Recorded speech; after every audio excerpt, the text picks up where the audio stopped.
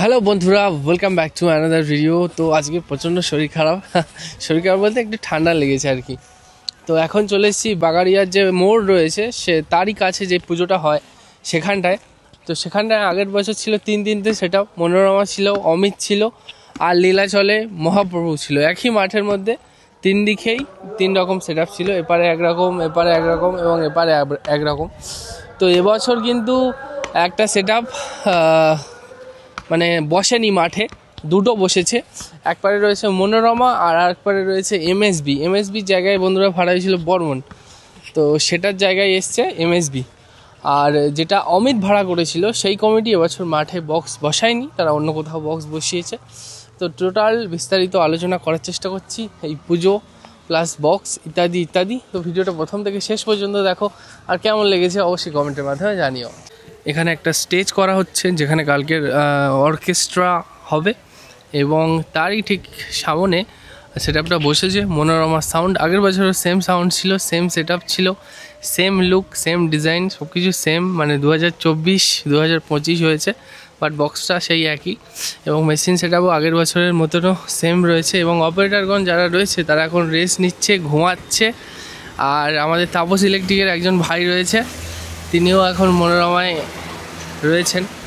তো সমস্ত কিছুই C20, আর ওদিকে আরও মেশিন সব ডট ইত্যাদি ইত্যাদি। সবাই কি বক্সের না কমিটির কেউ রয়েছে?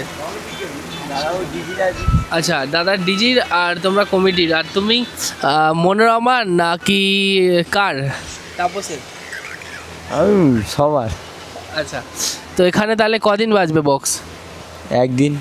আজকে বেজে তারপর কালকে চলে যাবে। তো তোমাদের যে আলাদা সেট আপ রয়েছে তার কি আজকের কোথাও ভাড়া নেই? না। আচ্ছা, সেই সেট আপটার কোথাও ভাড়া আছে রিসেন্টলি এখন ভাড়া নেই। না। আচ্ছা, তো অন্য সেট আপে কাজ করে কেমন লাগছে? আমি যেখানে সবসময় কাজ করি, ভালোই তো লাগবে। মানে একই এলাকার সেট আপ। হ্যাঁ। বক্স নিয়ে আজকে তাহলে কজন এসছো? আমরা এখানে এসেছি চারজন।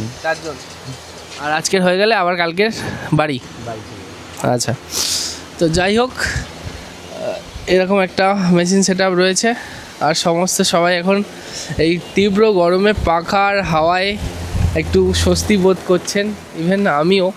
আর পাখাগুলো সত্যি খুব সুন্দর হাওয়া হচ্ছে। এবং আগের বছর যে ব্রিজটা বানানো হয়েছিল তোমাদের দেখাই, এই পাশেই রয়েছে খাল আর তার পাশে হচ্ছে ঢালাই রাস্তা। আর এই ঢালাই রাস্তাটা সোজা কিছুটা গেলে সেখানে কিন্তু মানে প্রতিমা পুজো হচ্ছে। আর বাঁদিকে কিছুটা গেলে সেটাই কিন্তু বাগাড়িয়া মোড়, মানে প্রায় 100 মিটার এই দেখা যাচ্ছে বাগাড়িয়ার যে বাজার সেটা। আর এই খালটা অতিক্রম করেই কিন্তু প্রত্যেক বছর বক্স এপারে বসে।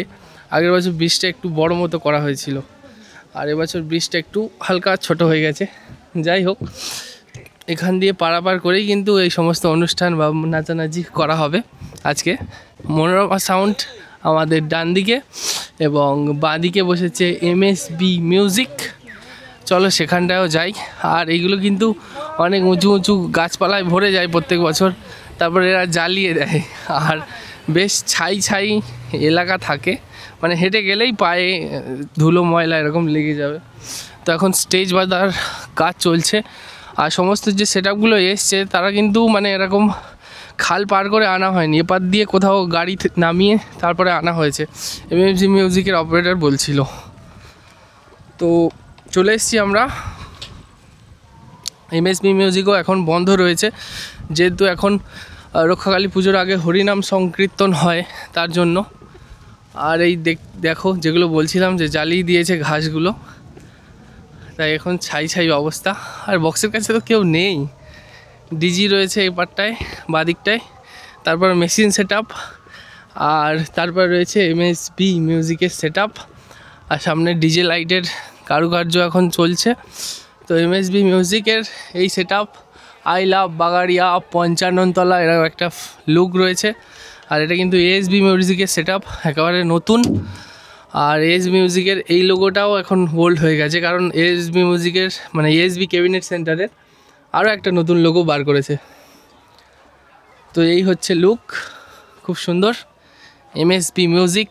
আর তার সাথে আই লাভ বাগাড়িয়া খুব সুন্দর ম্যাচ করেছে ব্যানার। আর এগুলো সমস্ত লাইট রয়েছে, এটা কি মীরা লাইট বোধহয় রয়েছে, মীরা লেখা। তো যাই হোক, এখানে আরও লাইটের সরঞ্জাম, এখানে মেশিন সেটআপের কাছে তো কেউ নেই। এখানে এমএসবি মিউজিকের নাম্বার, সুকুমার বেরা।